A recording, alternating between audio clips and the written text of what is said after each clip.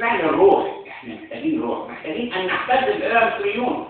لازم كل واحد يمشي في الشارع رافع راسه ويتعامل انه مصري، ولو حد تجاوز عليه يضربه بالجزمه. نحن نريد ان يكون هناك معامله بالمثل، اللي يحترم مصر يحترم شعبها مرحبا بك، وطلع له بقى كل يعني ايه شاب المصريين النبلاء. نحن كرماء، نحن لدينا من الشهامة والشجاعة والكرم الكثير مش موجود في أماكن ثانية وفي العالم.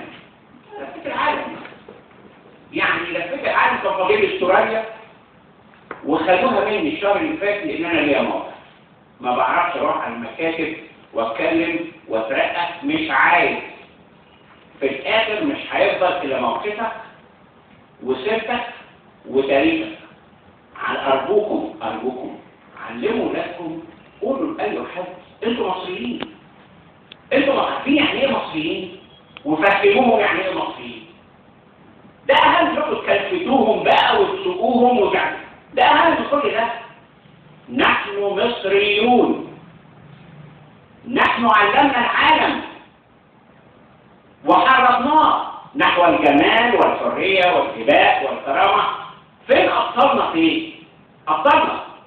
من أحمس سيدنا الرعد ورمسيس الثاني، حتب الرابع، حتمس الثالث، وماشي بقى لغاية النهارده لغاية شهداء المقاومة في مدن القناة. فين ده؟ احنا نعرف مايكل جاكسون ونعرف توتو سوسو المطرب الكبير ده اللي احنا عارفينه. انتوا دوركم فين؟ بتعملوا ايه في بيوتكم؟ بتعملوا ايه؟ قلتوا لاولادكم اننا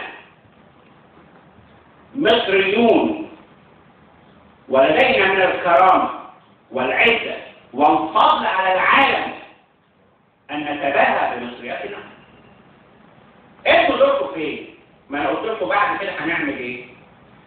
المفتاح والخطوة الأساسية هو أن نحرك نحو الكرامة المصرية، أن نحرك نحو السباق، أن نحرك نحو أن يعلم أبناؤنا وأنتم قبلهم عشان ما تقولهمش معلومات غلط